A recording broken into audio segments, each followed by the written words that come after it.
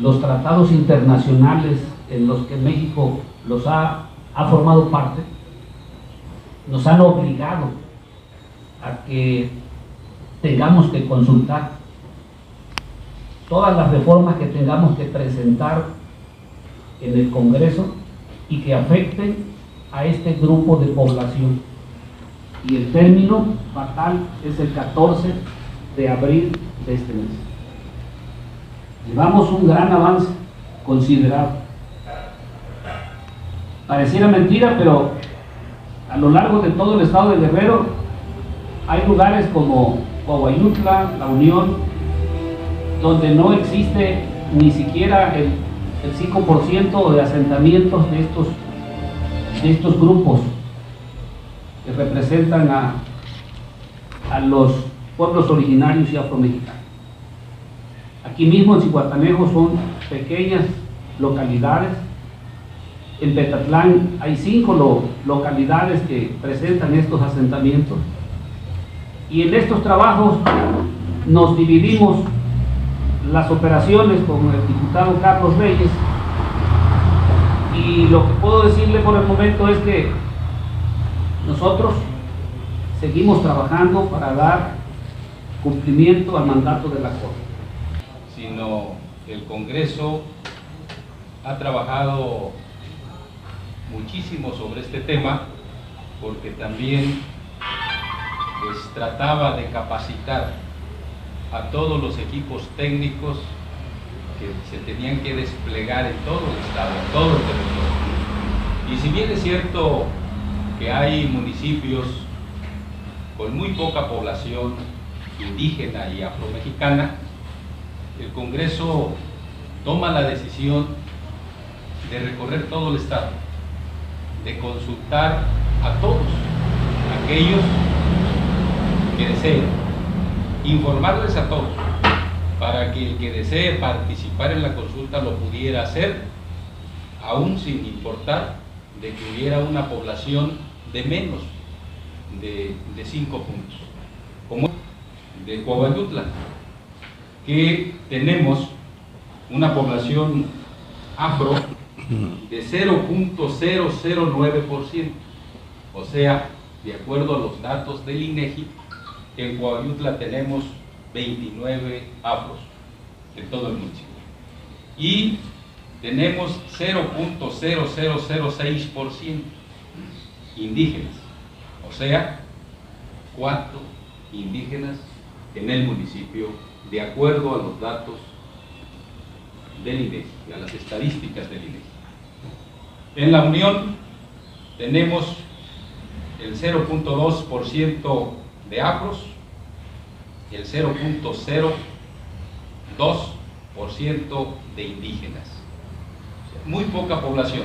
Estamos hablando de 120 indígenas en total y de 719 afros en total. Pero además, al visitar estos municipios, hay algunos que no reconocen serlo, o sea, han dicho, las estadísticas no corresponden, porque aquí en este pueblo ninguno de nosotros se considera indígena o no se considera afro, por lo tanto no tenemos el deseo de participar en la consulta. Esto fue muy interesante, es un trabajo muy interesante, porque queda claro a todos nuestros hermanos indígenas y afromexicanos que no se excluye a nadie, que el Congreso ha buscado en todo momento que haya la información para su debida participación en la consulta. Aquí en Zihuatanejo, en la parte de Zihuatanejo que me tocó atender del distrito 12, sí hubo participación y encontramos en Zihuatanejo datos un poquito mayores.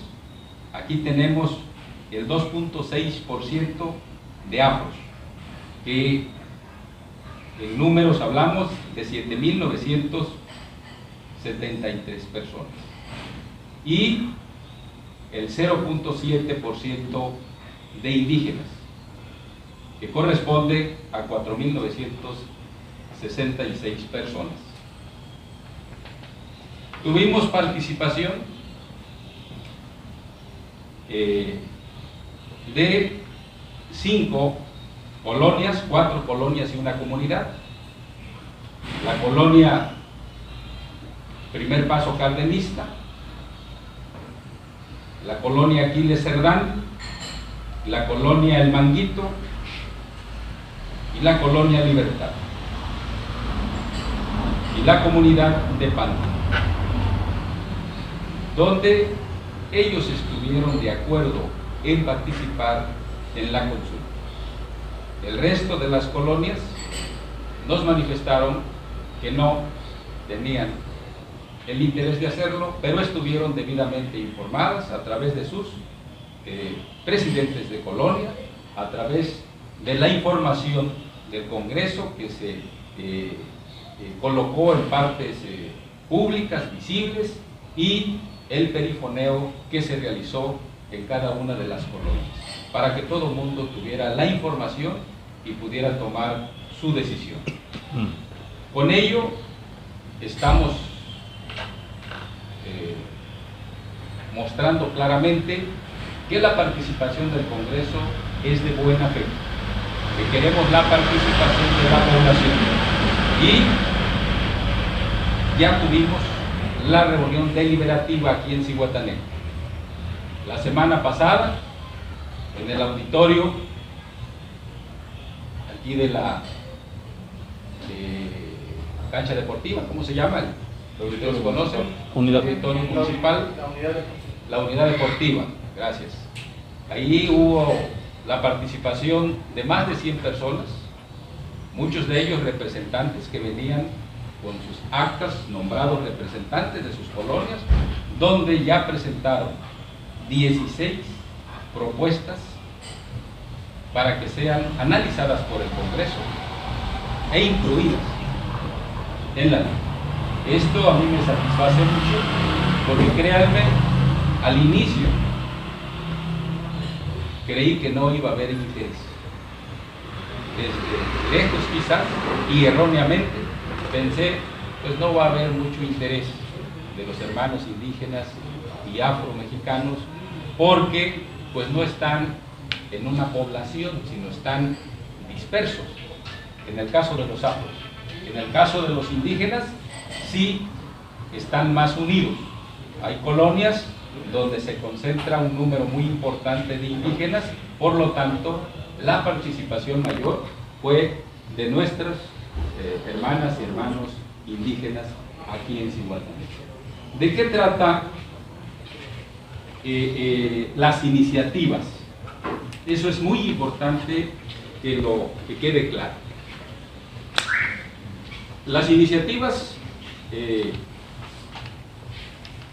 establecen el reconocimiento de los sistemas normativos internos de los pueblos y comunidades indígenas y afromexicanas,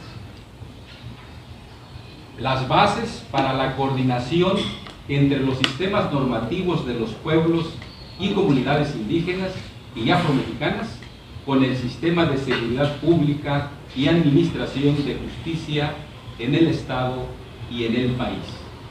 De eso tratan las iniciativas. Las reformas a la Constitución y a las leyes de seguridad y de reconocimiento y cultura indígena y afromexicanas definen qué les toca hacer a los gobiernos. Eso define qué les toca hacer a los gobiernos estatal, municipal, para garantizar la seguridad de la gente, y qué le toca hacer a los pueblos y comunidades indígenas y afromexicanas de acuerdo con sus usos y costumbres. Por eso es importante, porque trata de qué le toca hacer al gobierno y qué le toca hacer a la población para que de acuerdo a sus usos y costumbres se pueda tener un mejor sistema de seguridad pública y de justicia. La meta de las reformas es ofrecer mayores atribuciones a los auténticos sistemas de justicia comunitarios para que los pueblos indígenas y afromexicanos los apliquen de manera justa, ordenada y sin violar los derechos humanos, principalmente de las niñas, los niños y las mujeres. De eso trata, de que tengamos un mejor sistema de justicia para no violar los derechos humanos, sobre todo de las niñas, niños y mujeres, que es del conocimiento general que hay regiones donde se violan mucho los derechos, sobre todo de las mujeres. En Guerrero es muy común que haya mucha violación sobre los derechos de las mujeres, de las niñas y los niños. Por eso estamos muy interesados en que esta consulta sea realmente una consulta que nos sirva a las y los guerrerenses, no simulación. Estamos dando cumplimiento a el mandato de la Suprema Corte de Justicia, pero no se trata de culpar a nadie, porque se supone que ya se había hecho la consulta. La Suprema Corte dijo no, así no, que se reponga el procedimiento. ¿Qué nos dice la Suprema Corte de Justicia? Que lo hagan de manera conjunta, no una consulta unilateral, donde el Congreso decide, presenta un proyecto y ustedes lo aprueban. No, el Congreso les informa, los invita, ustedes determinan si van a participar, cuándo quieren participar, dónde quieren participar, y entonces eso significa que se realiza una consulta bilateral, donde todos tenemos voz, donde todos son tomados en cuenta. Llevamos un muy gran avance y vamos a seguir trabajando. En este momento se está trabajando en todo el estado, en todo el territorio estatal. Estamos los equipos técnicos y los diputados haciendo el trabajo de la consulta y dando cumplimiento al mandato de la Suprema Corte de Justicia. Aquí está el municipio de Petatlán, solo hay habitantes en una comunidad y cuatro colonias. La primera, la colonia se llama El Cayuco, cerca de Petatlán, o cerca del centro. Ahí las personas de los pueblos originarios y afromexicanos hablan mixteco, y ahí nosotros le hicimos llegar la invitación, los invitamos a la participación y sí aceptaron de participar. En la colonia los llanitos hablan mixteco, también aceptaron la participación. Son muy pocas familias, de 5 a 10 los grupos que están en las colonias. En la colonia Barrio de la Hoja hablan mixteco y náhuatl, y también aceptaron participar. En la comunidad Soledad de Maciel, La Chole, ahí hay compañeros y hermanos indígenas, hablan el náhuatl, y decidieron, por usos y costumbres, no participar en la consulta. Y por último, la colonia El Barrosal, hablan mixteco y sí desearon participar. Y la reunión deliberativa la tuvimos este sábado, en coordinación con el Ayuntamiento de Petatlán, por instrucciones del presidente municipal. Nos coordinamos con el secretario general, el licenciado Carlos Bravo, y nos proporcionaron un centro que se llama la Casa de la Cultura, donde llegaron aproximadamente 20 personas de estas 4 colonias que sí aceptaron. Y comentábamos al principio, son muy pocas las familias, pero además los que hablan de estas lenguas son las personas adultas. Las nuevas generaciones ya no la hablan y desearon participar porque en algunas fechas regresan a sus comunidades de origen y estas reformas los tendrían que afectar en sus derechos de manera positiva o de manera negativa en caso que ellos se negaran a participar.